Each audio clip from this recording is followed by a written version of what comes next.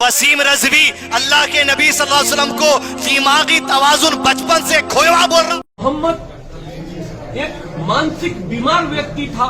कहाँ गए ये रब्बील अव्वल का महीना गुजर के तो 10 दिन नहीं हुए, 11वीं 12वीं में तुम इतने मसरूफ हो गए कि अल्लाह के नबी सल्लल्लाहु अलैहि वसल्लम की शान में इतनी बड़ी गुस्ताखी हो गई और होश में नहीं आ रहे तुम। वसीम रज़वी अल्लाह के नबी सल्लल्लाहु अलैहि वसल्लम को दिमागी तवाज़ुन बचपन से खोया हुआ बोल रहा, और ये उम्मत के उलमा खामोश बैठे हुए खारिज इस्लाम का फतवानिया, काफिर का फतवानिया। ये और बात है, ईमान की कमजोरी जमाने की हो गई, लेकिन वाले था ऐसा जो बोल रहा कि तुम्हारा नबी रंगी था, तुम्हारा नबी जो बचपन से पागल था, और खामोश बैठे हुए कौम।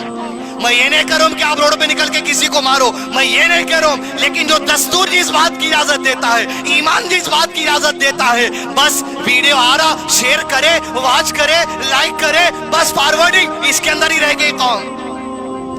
कहां गए ये रब्बील अव्वल का महीना गुजर के जो 10 दिन नहीं हुए, 11वीं 12वीं में तुम इतने मसरूफ हो गए कि अल्लाह के नबी सल्लल्लाहु अलैहि वसल्लम की शान में इतनी बड़ी गुस्ताखी हो गई और होश में नहीं आ रहे तुम। जिस तरीके से मीलाद का जुलूस निकला, उस तरीके से गुस्ताखों के लिए एक जुलूस नहीं निकल सकता। नहीं, ये ईमान की कमजोरी है तुम्हारी, जहालत होना। इसलिए कि गुस्ताखों के लिए जब एहतजाज में पुलिस के पास जाके आप कंप्लेंट देंगे, वहां बैंड बजा नहीं रहता ना, वहां डीजे नहीं लगा सकते ना, वहां नाच गाना नहीं कर सकते ना। इस वजह से मशगले होना कौम को। आज आकर यहूद ने कहा तुम पर मौत हो, नाउज़ुबिल्लाह मोहम्मद सल्लल्लाहु अलैहि वसल्लम। हम आयशा का ईमान जोश में आया, कहा तुम पर मौत हो, वमा रसलनाका इल्ला रहमतल लिल आलमीन। अल्लाह के नबी सल्लल्लाहु अलैहि वसल्लम, आयशा आयशा, अल्लाह हर मामले में नरमी को पसंद करता है। क्या तुमने नहीं सुना मैंने उसको क्या जवाब दिया था? मैंने वालेकुम कह दिया था, तुम नरमी इख्तियार करो।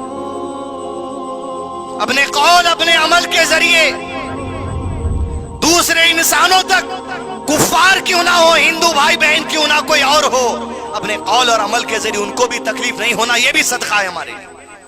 ये इंसानियत है, और इंसानियत इस्लाम से जुदा नहीं है, इस्लाम ही इंसानियत है।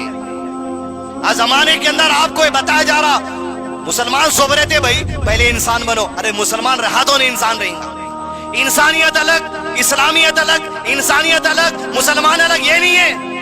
हमारा दीन ही इंसानियत सिखाता, हम इंसानियत को कभी इस्लाम से जुदा करके मुसलमान हो ही नहीं सकते। इंसानियत इस्लाम का हिस्सा है। आप सल्लल्लाहु अलैहि वसल्लम के लिए वो सुहेल नामी आदमी जो लोगों को भड़का के दहशतगर्दाना तकरीर लिखता था, एक्सट्रीमिस्ट किस्म के अल्फाज लिखता था, लोगों को भड़काता था, नबी सल्लल्लाहु अलैहि वसल्लम के खिलाफ लड़ने उकसाता था। बदर की जंग हुई तो बदर की जंग में नबी सल्लल्लाहु अलैहि वसल्लम की कैद में आ गया, और आया तो आया हजरत उमर बिन खत्ताब की निगरानी में आया।